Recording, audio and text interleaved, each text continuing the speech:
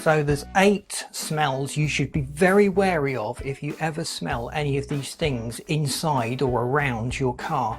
And just being aware of the odour of some of these things can actually save your life potentially if you're able to pick up on one of these faults before it becomes evident mechanically.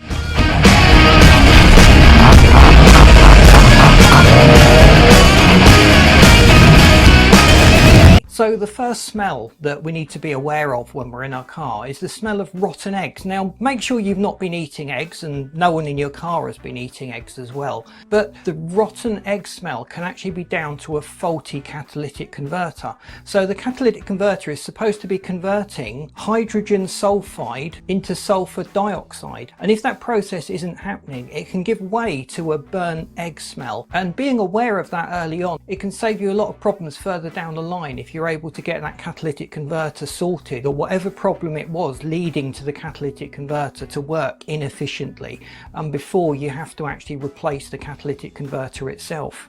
Another cause of rotten egg smell, it actually happened to me in one of my cars, was a faulty battery. So the pressure inside the battery had built up and I was effectively boiling the electrolyte and it was dribbling out. And what I could smell was the acid burning away at the metal of the car. So that was something that I really needed to sort out, and it certainly wasn't healthy to be breathing that sort of thing into your lungs. So sweet smells, again, check you've not been eating lots of sweets and there aren't any stashes of sweets stuck in your car door or behind the seats. There often is in mine, but I'm going to keep quiet about that. So sweet smells tend to be related to the coolant. So the coolant that goes into the engine and keeps the cooling system running efficiently, that has a very sweet smell. And if you can smell that outside the car, it would indicate there is probably a leak somewhere around the coolant system. So check the coolant levels and just do a visual check around the engine bay to check for any wet spots or wet patches on any of the cables.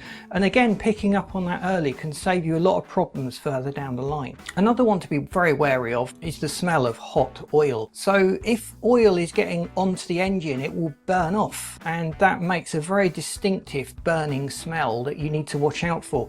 So if you can smell hot oil, suspect you've probably got an oil leak. Check that those oil levels are set to the correct level and do a quick visual inspection around the engine just to make sure that there are no oil leaks and that you're not losing oil. So another distinctive smell to look out for, it smells like burning fabric. It's a very, very heavy odour, and it's often related to the brakes or the clutch. So if the clutch is slipping, you've done a hill start and it's really struggled to bite and get up there, you will notice a very, very distinctive smell coming from the clutch area. So that might just be a sign that your clutch is worn out, or that you've been expecting far too much from that poor little clutch that you've overworked through its whole life. Now, if you've just used the brakes and you notice this smell, it's probably the brake pads starting to burn and smoulder. And if your brakes are starting to seize on, which is quite common with cars as they age, it will be building up friction and heat all of the time, even when you're not braking. It might free up after a little bit of driving, but if that smell is evident every time you've used the brakes for a period of time afterwards,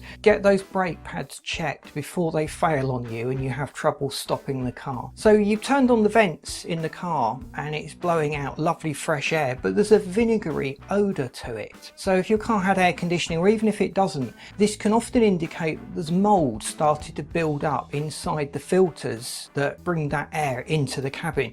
So it'd certainly be healthy to get that filter replaced. There are some antibacterial, anti-mould sprays that you can actually use as well to reduce the problem.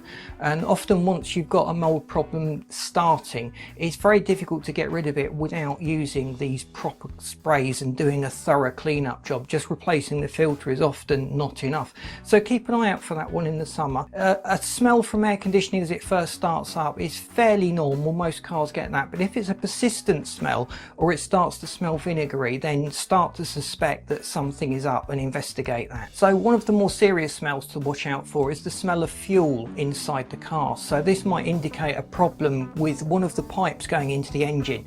A fuel leak is very serious. If you can smell it, then potentially that is flammable fuel and you risk having a very serious engine fire. So diagnose the smell of leaking fuel very, very quickly. Some of the older cars that I've had with carburetors, they always seem to have an odour of fuel about them, but that's not something you expect to come from a modern car with fuel injection. It's usually a very, very sealed system. The other area that might possibly be leaking is the petrol cap on the fuel tank. So if that's not sealing correctly, it could be allowing some of that odour to escape. So that might just be a case of replacing a seal or replacing the cap just to make sure that that's not happening, because again, that is a potential fire risk that we need to address and deal with. And another smell to look out for, which could be life-threatening, is the smell of exhaust fumes inside the car. So if you can smell your exhaust inside the car and all of the windows and doors are shut and you're not in an enclosed space, then you have to suspect there is some kind of leak somewhere along the exhaust system,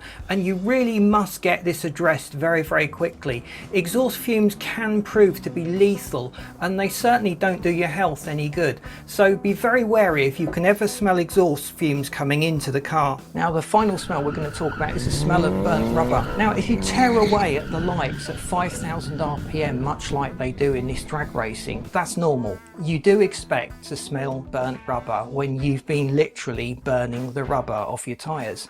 But if you're just driving along and you notice a burning rubber smell, then it could well be down to one of the belts that's starting to slip. So that could be very minor and cause a minor breakdown, like the alternator belt. It could be more serious, like the cam belt itself starting to slip. And if that were to snap or burn out or just wear and tear, it can cause serious damage to the engine. The other area that might be causing a burning rubber smell is if a rubber hose inside the engine bay has come into contact with the hot exhaust system. So if clips start to break, the hoses start to wobble around, and who knows where they're going and what they're touching and what's happening inside the engine. So be quite on top of all these smells that you get from your engine. Some are a lot more serious than others, but be aware of what a normal car smell is like. Ask your friends to shower and clean thoroughly before they get into your car, because you would hate to have a false alarm and waste the whole afternoon dealing with that. And make sure that the smell's not coming from you yourself as well. So good hygiene is of paramount importance, but very much be aware of all the smells that emanate from your car. And if something is unusual, investigate it. It could save you your life, and it could save you a lot of money if you've addressed the problem early on. So thanks for watching. We've got lots of other videos coming up with lots of car care tips, so we'll see you in the next video. If you haven't subscribed, please do so. We love comments from our readers, so if we've missed any smells out that you want to tell us about, please do so in the comments, and please suggest features that we can do. We love hearing from our readers, and we very much want to shape this channel's content to suit you. Drop us a like as well, because that helps us to get out there. And thanks for watching. See you in the next video.